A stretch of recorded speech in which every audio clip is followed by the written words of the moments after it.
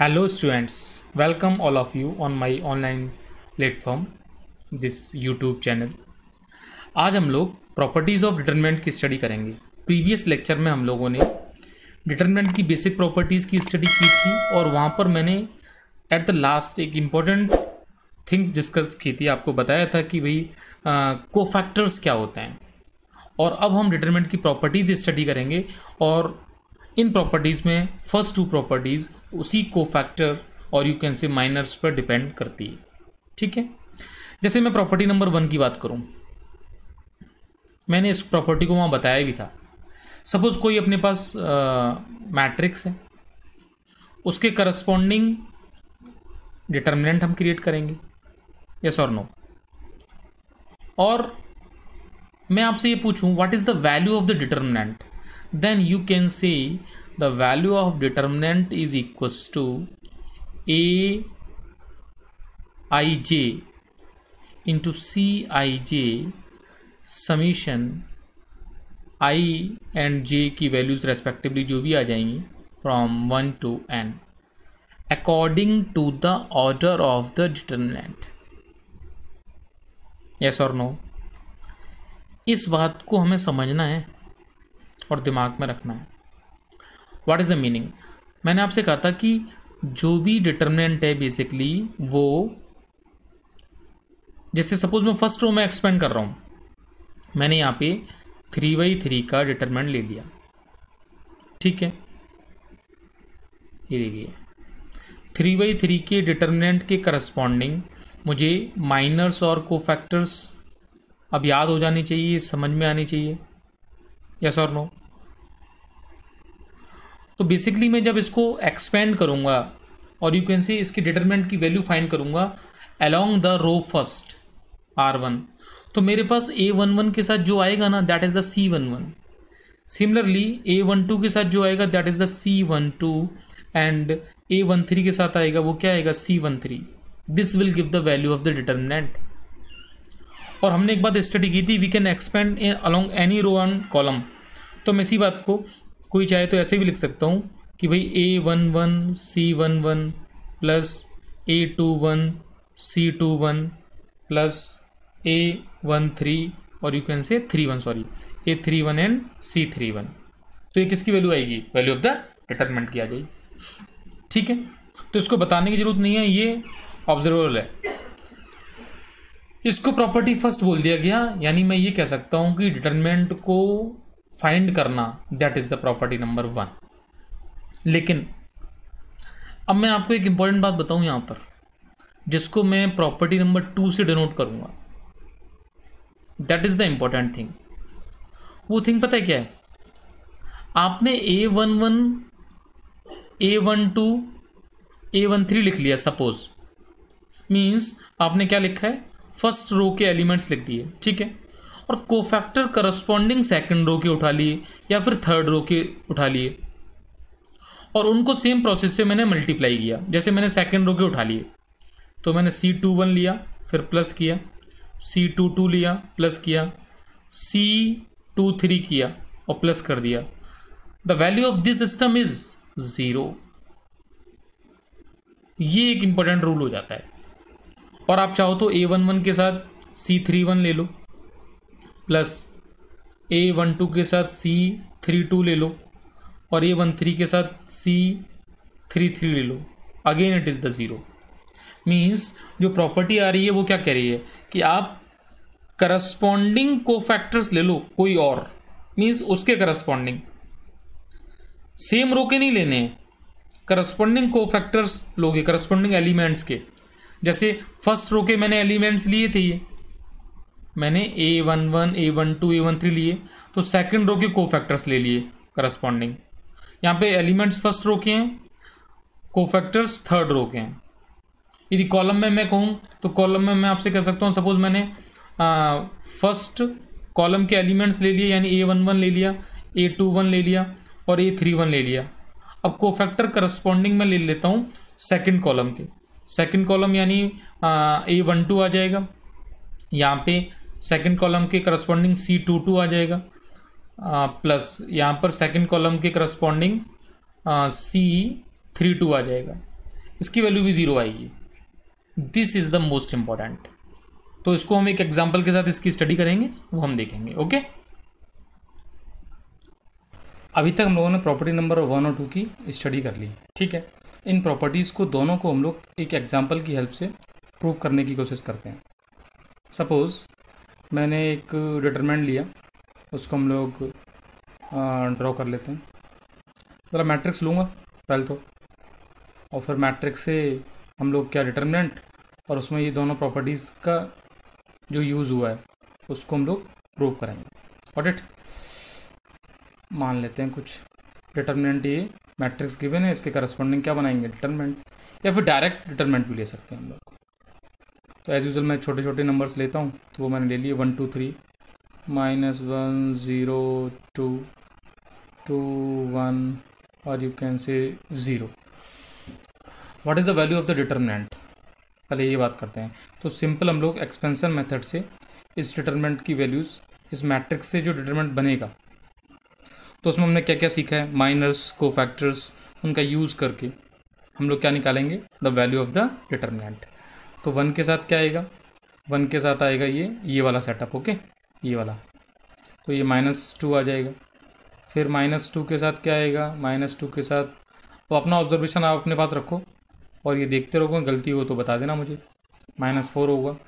+3 के साथ क्या आएगा, 3 के साथ आएगा -1। Means your answer will be -2 + 8 -3।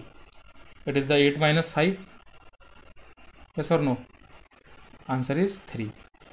ये तो बात हुई इसके आंसर की, आंसर 3 आ गया, ठीक है, ओके। अच्छा, हमने जो प्रॉपर्टीज़ देखी थी उसमें इस प्रॉपर्टी का यूज़ हुआ क्या, अब वो सीखते हैं। मैंने निकाला M11, तो M11 के लिए मैंने क्या बताया था, माइनर्स के लिए मैंने क्या बताया था कि भाई M11 के लिए A11 के करस्पॉन्डिंग M11 आएगा। मीन्स मुझे फर्स्ट रो और फर्स्ट कॉलम को क्लोज करना है। तो क्लोज करने का पैटर्न मैंने सिखाया था पहले, फिर बता देता हूँ। मुझे ये क्लोज करना है सपोज, ठीक है, first column and first row, ये मुझे क्लोज करना था। तो उसके करस्पॉन्डिंग यहाँ आएगा 0 1 2 0। This is cross multiply, your answer will be 0 - 2, it is the -2। Same M12 क्या आएगा, M12 अगेन मैं यहाँ लिख रहा हूँ, आप चेक करें, -1 2 2 0, सिंप्लीफाई करें, इट इज़ 0 -4, इट इज़ -4 आ जाएगा। What it. नेक्स्ट मैं कहूँ कि भाई M13 कितना आएगा, M13 करस्पॉन्डिंग में चेक करूँ तो ये आएगा -1 2 0 1, सिंप्लीफाई करूँगा तो मैं आंसर कितना आएगा, ये -1, ठीक है। अच्छा, मेरे पास डिटरमिनेंट की जो वैल्यूज़ है वो तो यहाँ लिखी हुई है और माइनर्स ये आ गए। अब मैं एक काम करता हूँ, मैंने एक थ्योरम जो बताई थी, वो थ्योरम नहीं है, वो उसका एक्सपेंशन ही है। मैंने लिखा था कि भाई A11 M11 -A12 M12, basically यही मैंने यहाँ लिखा हुआ है, तो मैं कुछ स्पेशल नहीं करने जा रहा हूँ। +A13 M13। कुछ बच्चे जो कहते हैं कि सर ये क्या हो गया, उनको बस समझाने की बात है।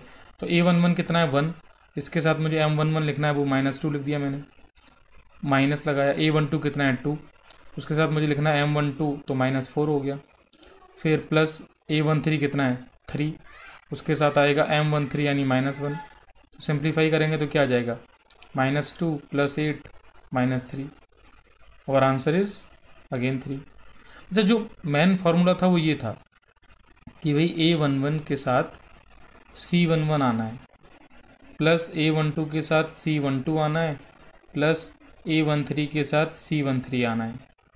अब मैंने जो फार्मूला बताया था कि मुझे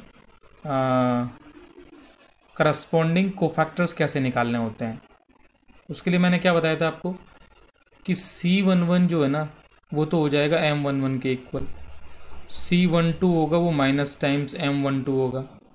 क्यों, क्योंकि ये I + J कैसा हो जाएगा, इसमें ऑड हो जाएगा, और C13 हो जाएगा वो M13 हो जाएगा। मीन्स बस मुझे इतना सब समझ में आ रहा है कि M12 के प्लेस पे मैं -C12 लिख सकता हूँ। तो कोई मुझसे कहे कि भाई C12 की वैल्यू क्या है, वो मैं निकाल दूंगा, तो मैं यहाँ लिखता हूँ, देखिए सारी वैल्यूज़ की लिस्ट बना देता हूँ यहाँ पे मैं। कि भाई C11 क्या है, C12 क्या है और C13 क्या है, और इनको वहाँ रख देंगे। तो C12 कितना है, C11 कितना है, C11 is the M11, C12 is the minus times of M12, तो माइनस ऑफ -4 यानी +4 आ जाएगा। C13 कितना है, it is equals to the M13, तो -1 आ जाएगा। अगेन इस फॉर्मूले में रखें तो A11 कितना है, A11 ऊपर से देख लो भाई, A11 1 है, तो A11 तो 1 2 3 है, ठीक है भाई, अच्छी बात है, 1 2 3 याद रहेगा।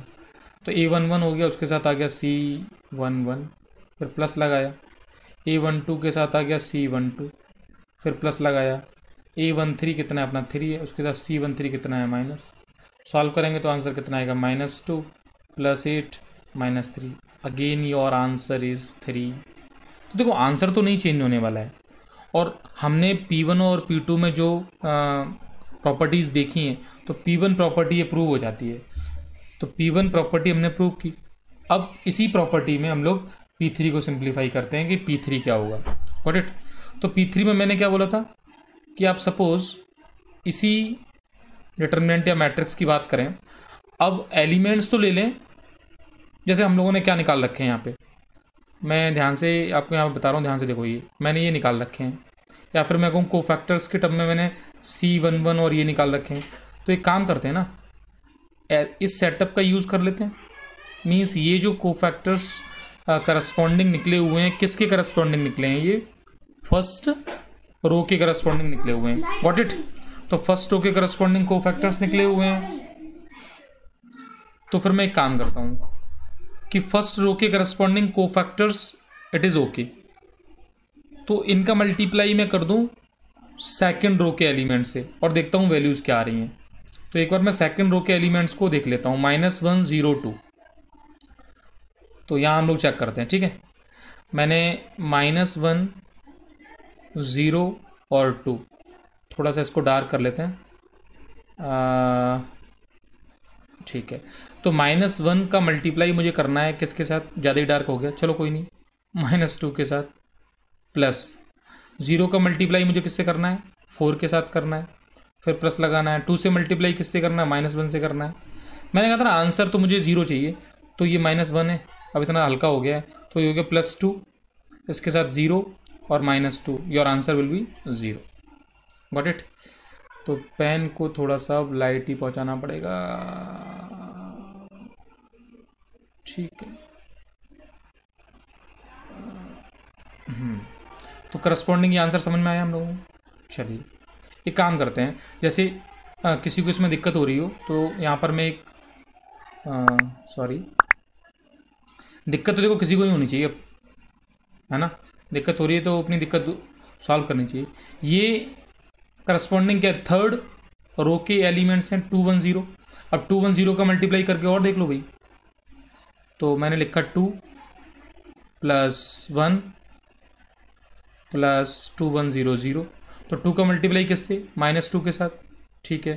1 का मल्टीप्लाई किससे, 4 के साथ, और 0 का मल्टीप्लाई किससे, -1 के साथ। ऐड करो तो it is the -4 + 4, answer will be 0। तो ये बात कंफर्म है और ये फैक्ट है कि P1 P2 are always true. तो उनके जो फंडामेंटल्स यदि गलत नहीं किए आपने तो आंसर हमेशा ही सही होंगे। तो आई थिंक ये बात समझ में आ गई है। Got it. तो इसके एग्जाम्पल को देखें, समझें, इन दोनों प्रॉपर्टीज़ को, इंपॉर्टेंट प्रॉपर्टी हैं, बेसिक प्रॉपर्टीज़ हैं।